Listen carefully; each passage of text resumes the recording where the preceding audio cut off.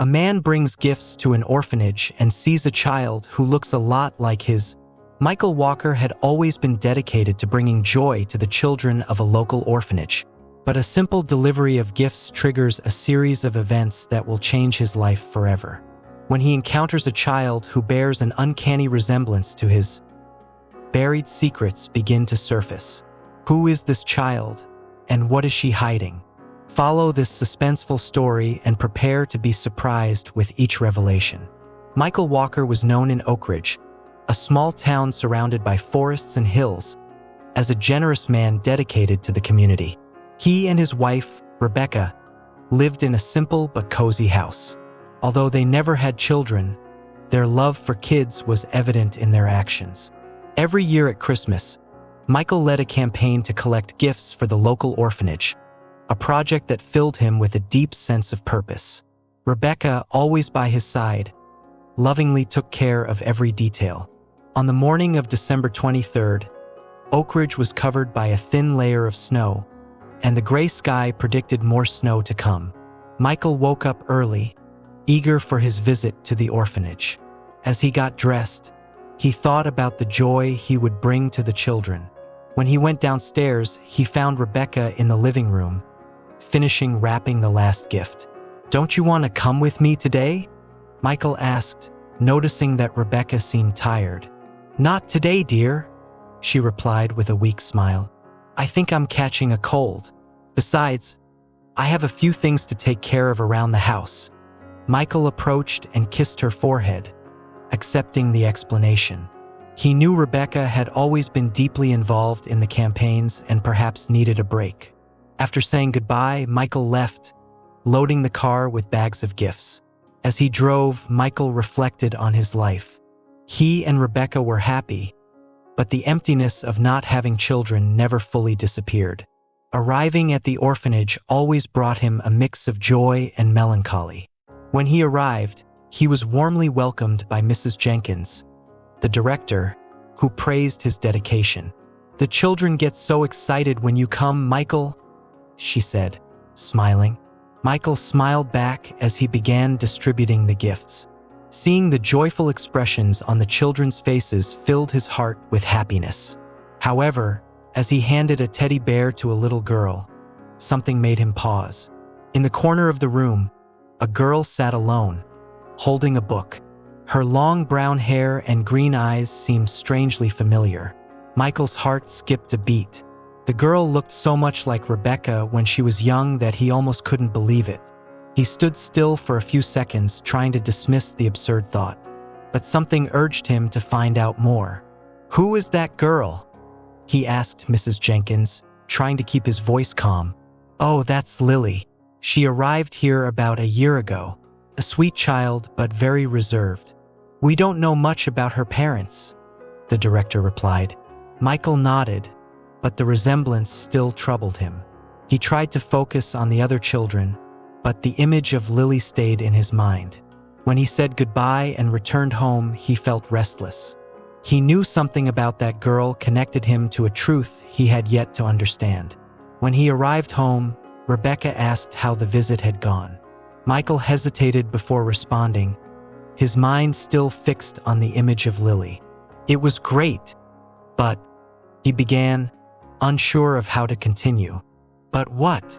Rebecca asked, noticing the unease in his voice. "I met a girl who looks a lot like you. It's strange, but I can't stop thinking about it." Rebecca smiled but seemed slightly uncomfortable. "It must be just a coincidence. Don't think too much about it, dear." Michael tried to follow her advice, but he knew he needed to find out more about that girl. Something was pushing him to do so, and he wouldn't rest until he understood what was happening. Michael Walker was known in Oakridge, a small town surrounded by forests and hills, as a generous man dedicated to the community. He and his wife, Rebecca, lived in a simple but cozy house. Although they never had children, their love for kids was evident in their actions. Every year at Christmas, Michael led a campaign to collect gifts for the local orphanage, a project that filled him with a deep sense of purpose. Rebecca, always by his side, lovingly took care of every detail. On the morning of December 23rd, Oak Ridge was covered by a thin layer of snow, and the gray sky predicted more snow to come. Michael woke up early, eager for his visit to the orphanage. As he got dressed, he thought about the joy he would bring to the children. When he went downstairs, he found Rebecca in the living room, finishing wrapping the last gift. "Don't you want to come with me today?" Michael asked, noticing that Rebecca seemed tired. "Not today, dear," she replied with a weak smile. "I think I'm catching a cold. Besides, I have a few things to take care of around the house." Michael approached and kissed her forehead, accepting the explanation. He knew Rebecca had always been deeply involved in the campaigns and perhaps needed a break. After saying goodbye, Michael left, loading the car with bags of gifts. As he drove, Michael reflected on his life. He and Rebecca were happy, but the emptiness of not having children never fully disappeared. Arriving at the orphanage always brought him a mix of joy and melancholy. When he arrived, he was warmly welcomed by Mrs. Jenkins, the director, who praised his dedication. "The children get so excited when you come, Michael," she said, smiling. Michael smiled back as he began distributing the gifts. Seeing the joyful expressions on the children's faces filled his heart with happiness. However, as he handed a teddy bear to a little girl, something made him pause. In the corner of the room, a girl sat alone, holding a book. Her long brown hair and green eyes seemed strangely familiar. Michael's heart skipped a beat. The girl looked so much like Rebecca when she was young that he almost couldn't believe it. He stood still for a few seconds, trying to dismiss the absurd thought. But something urged him to find out more. "Who is that girl?" he asked Mrs. Jenkins, trying to keep his voice calm. "Oh, that's Lily. She arrived here about a year ago. A sweet child, but very reserved. We don't know much about her parents," the director replied.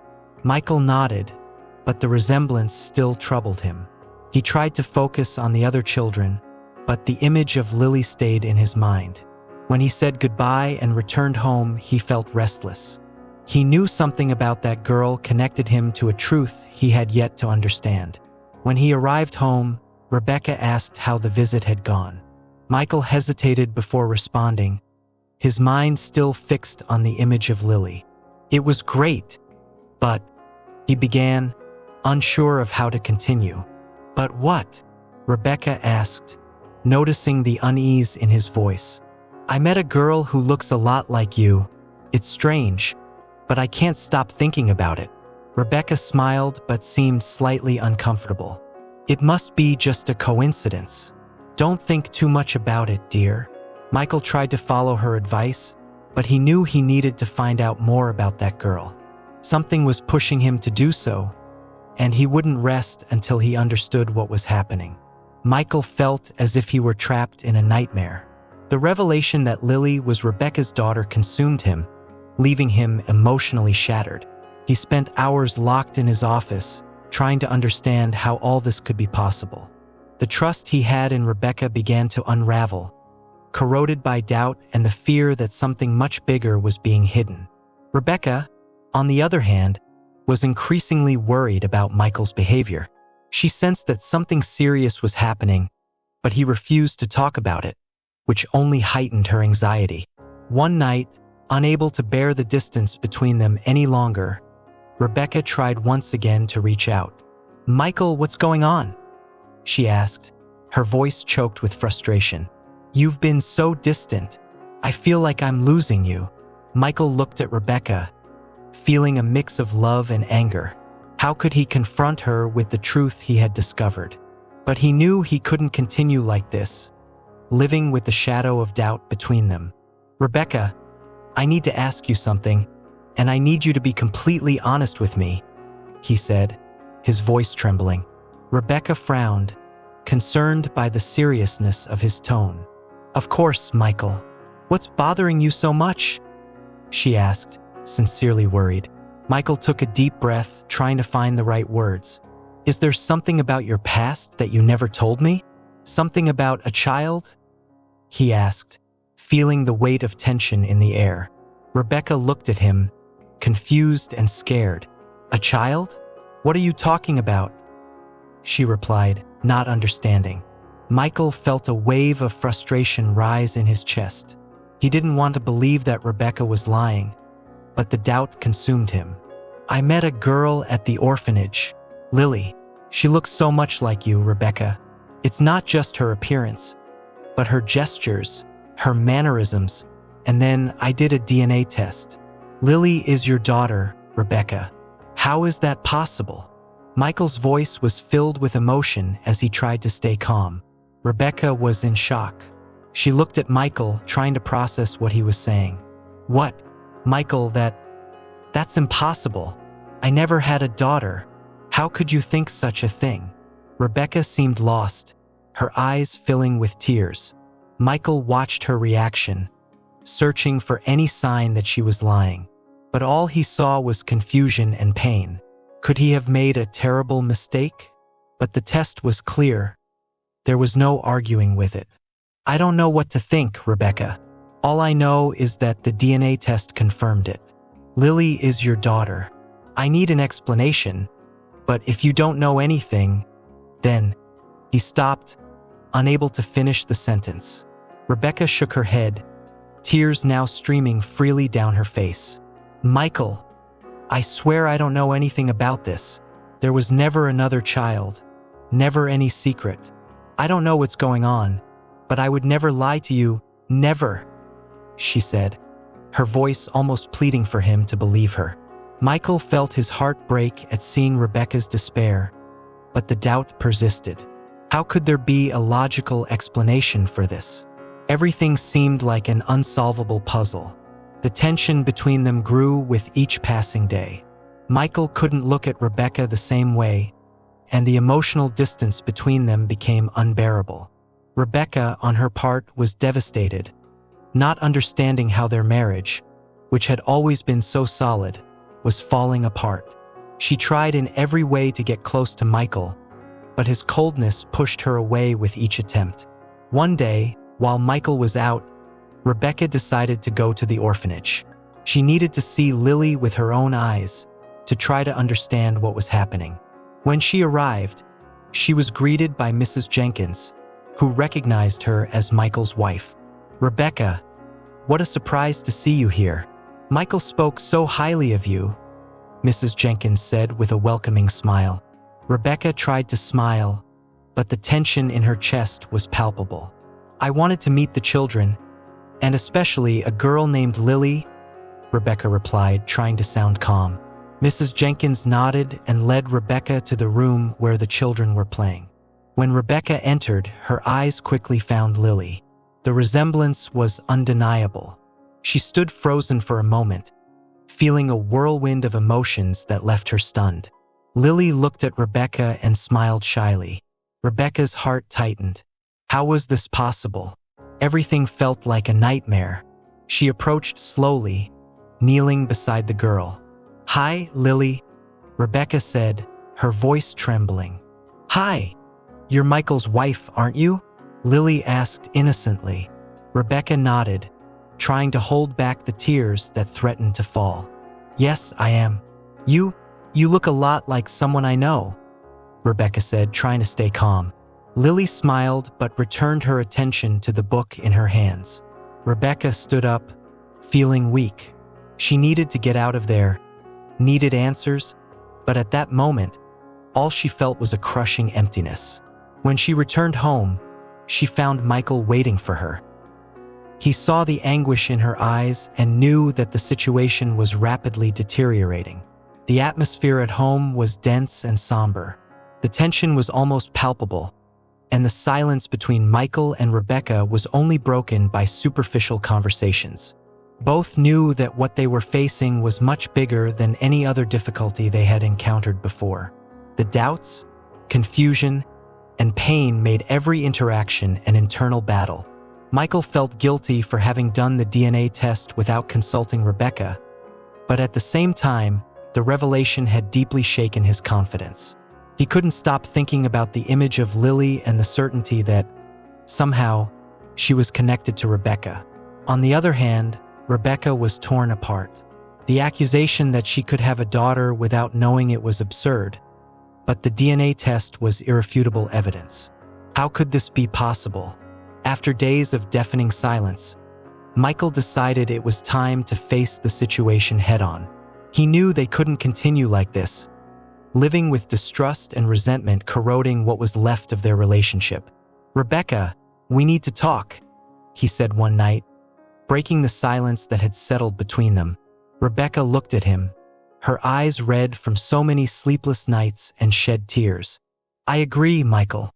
We can't go on like this," she replied, her voice weak but resolute. Michael took a deep breath before starting to speak. He knew that this conversation could be the breaking point, but it could also be the only chance to save what they had. "I feel lost, Rebecca. Ever since I saw Lily and discovered the DNA, I can't stop thinking about how this is possible. It doesn't make sense, but the results are there. And if you're telling the truth, then there's something much bigger happening that we're not seeing," he said honestly. Rebecca wiped away a tear that escaped from her eyes and nodded. "I've never lied to you, Michael. Never. I have no idea how Lily could be my daughter, but we need to find out what really happened. We need to get to the bottom of this," she said, her voice trembling but full of determination. Michael saw the sincerity in Rebecca's eyes, and something inside him began to soften. Maybe there was an explanation, no matter how improbable it seemed. "We need to talk to Mrs. Jenkins again. Ask about Lily's records, try to find out anything about the hospital where she was born. Maybe there's something that was overlooked, some mistake, something," Michael said, now with a new sense of purpose.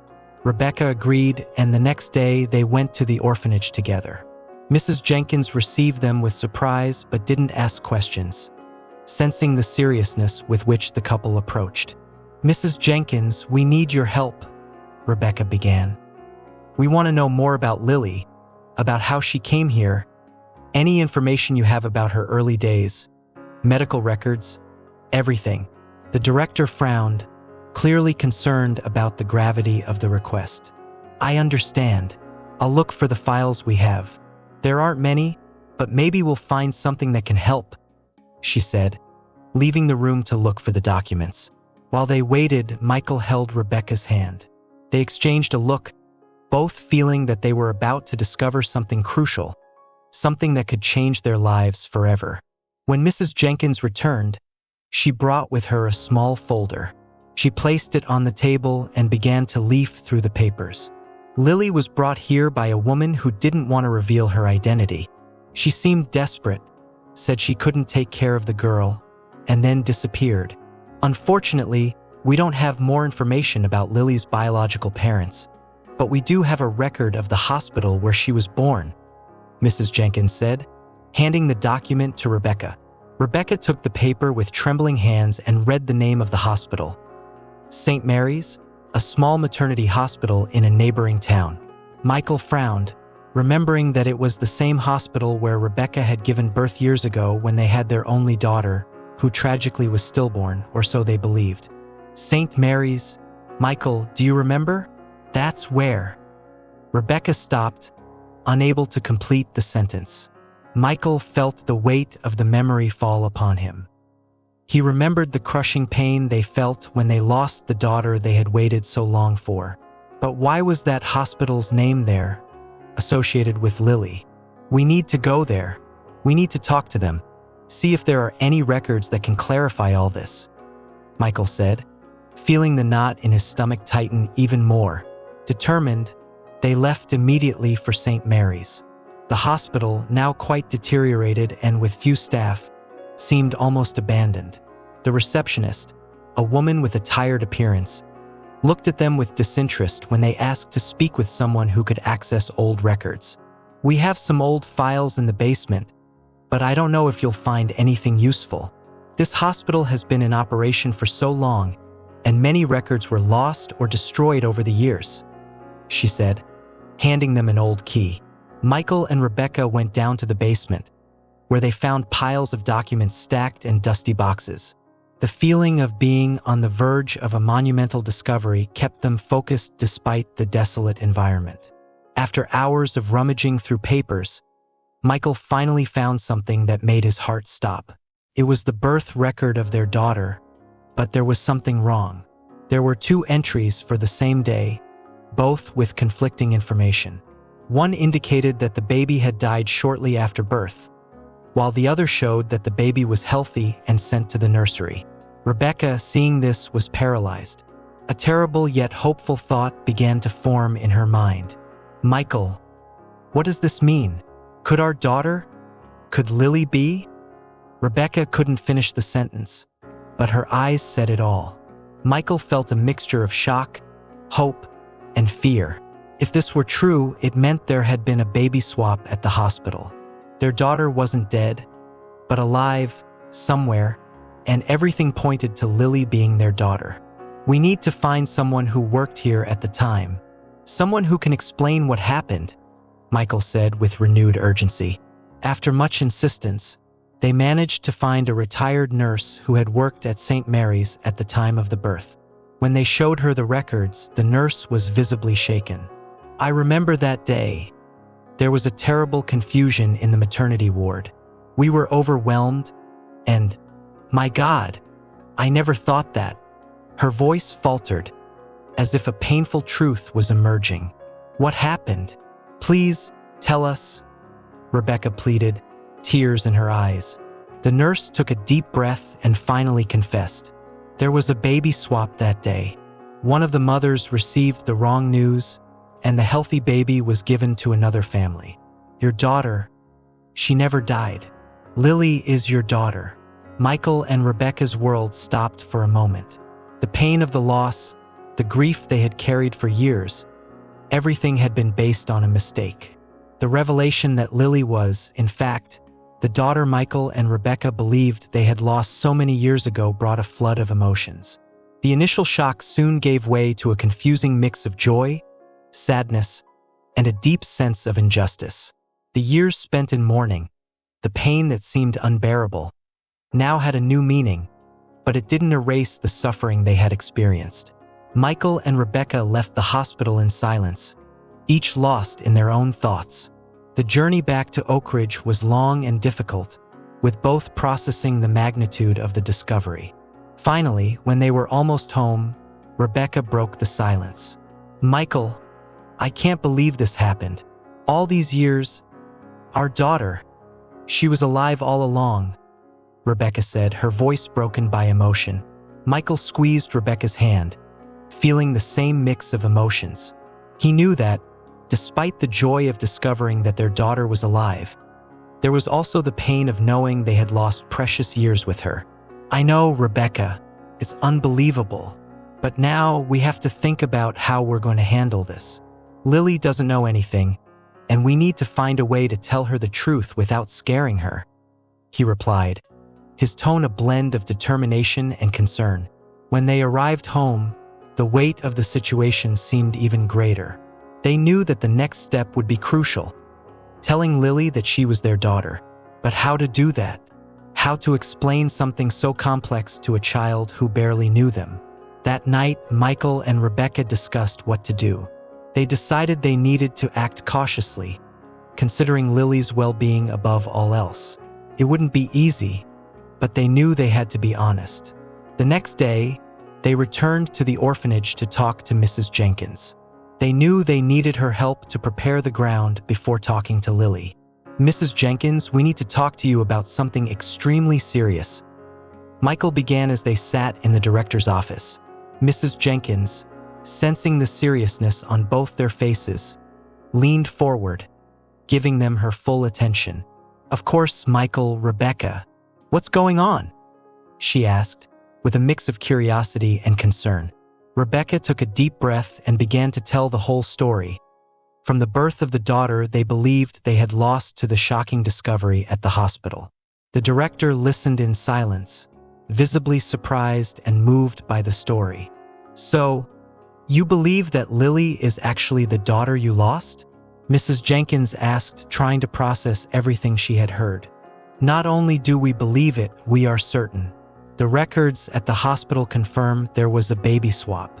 Lily is our daughter, Michael said, his voice firm but filled with emotion. Mrs. Jenkins was silent for a moment, absorbing the revelation. She knew this would change everything, not just for Michael and Rebecca, but also for Lily. Well, this is unbelievable. Don't even know what to say, but I agree we need to be careful with Lily. She is a very sensitive child and needs to be treated with great delicacy, the director finally said. Rebecca nodded, feeling her heart tighten at the thought of the conversation with Lily. We understand. We want her to feel safe, loved. We don't want this to be a traumatic shock for her, Rebecca said, holding Michael's hand. Mrs. Jenkins agreed to help them prepare Lily for the big revelation. They decided it would be best if Michael and Rebecca spent more time with the girl, building a stronger bond before telling her the truth. In the following days, Michael and Rebecca visited the orphanage frequently. They spent hours with Lily, playing, reading stories, and getting to know her interests better. Every day, they felt closer to her, and the girl, in turn, seemed to start trusting them. The natural bond between parents and daughter, which had been interrupted for so many years, began to reestablish itself, even though Lily still didn't know the truth. One afternoon, while walking through the orphanage garden, Lily held Rebecca's hand and looked at her with a serious expression. You always come back to see me. I like that. But why are you always here?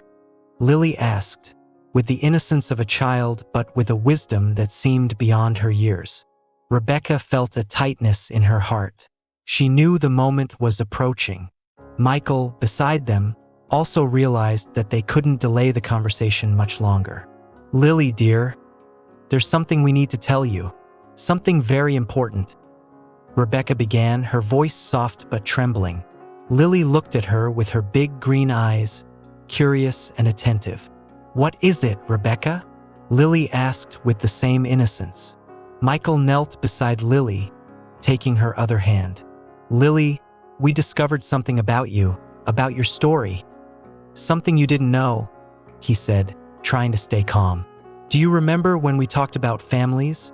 About how some children are born and go home with their parents? Lily nodded, still not fully understanding. Well, we discovered that. You are our daughter, Lily. When you were born, there was a mistake and we didn't know you were alive. But now, we've finally found you, Michael said, feeling the words almost stick in his throat. Lily looked at them, clearly confused. She frowned, processing the information. Your daughter? But I thought my parents were different, she said, trying to put the pieces together. Rebecca squeezed Lily's hands tighter. I know, dear, there's a lot to understand, but we're here now. We want you to know that we love you, and we want to be your real family, Rebecca said, tears in her eyes. Lily was silent for a moment, trying to understand what it meant to be their daughter. She looked at Michael, then at Rebecca, and finally shook her head as if trying to wake up from a strange dream. Are you really my parents? She asked, her voice full of doubt and hope. Michael and Rebecca nodded, and in an instinctive gesture, Lily threw herself into Rebecca's arms, who hugged her with all the strength of a mother finally reunited with her daughter. Michael wrapped them both in a tight embrace, and for the first time in years, he felt the hole in his heart beginning to close. The days following the big revelation were challenging but also filled with hope. Michael and Rebecca devoted themselves entirely to helping Lily understand and accept her new reality. They knew that the transition from a life in the orphanage to a home full of love and support would be delicate, but they were determined to do their best for their daughter.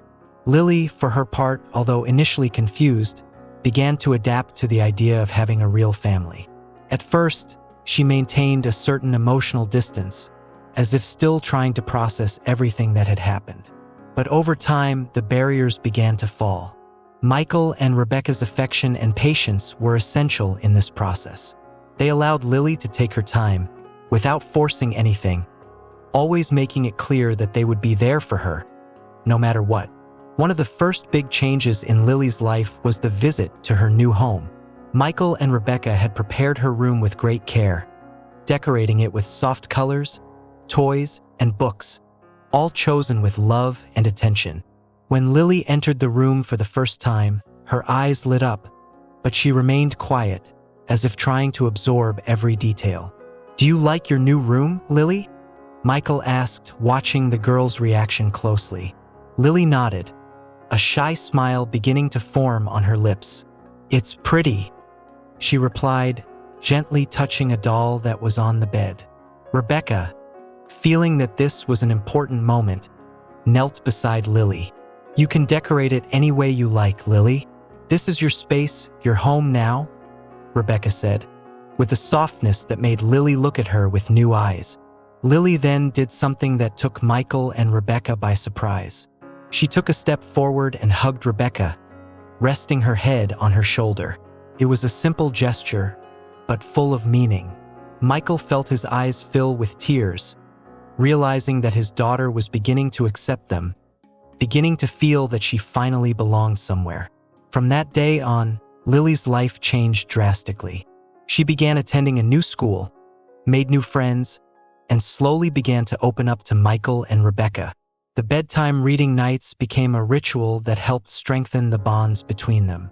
Michael would read stories while Lily listened attentively, often falling asleep in Rebecca's arms, feeling safe and loved. Of course, there were challenges. Lily sometimes asked about her previous life, about the woman who left her at the orphanage, and about the time she spent not knowing she had a family waiting for her. Michael and Rebecca always answered honestly, explaining that although they had lost a lot of time, they were now determined to make every moment count. The first few months were a period of adjustment, but also of profound joy. Michael and Rebecca rediscovered what it meant to be parents, and Lily began to experience what it was like to grow up in a loving family. The sense of loss that Michael and Rebecca had carried for so many years was slowly replaced by new hope and happiness. They couldn't change the past, but they were determined to build a bright future for their daughter. One afternoon, while walking through the park, Lily suddenly stopped and looked at Michael and Rebecca. There was something in her eyes that indicated she was ready to share something important. "I know it was hard for you to find me after all this time," she began, her voice small but full of sincerity. Rebecca knelt beside her, holding her hands. "It was hard, yes, Lily, but the most important thing is that now we're together. And that's all that matters," Rebecca said, her eyes full of love.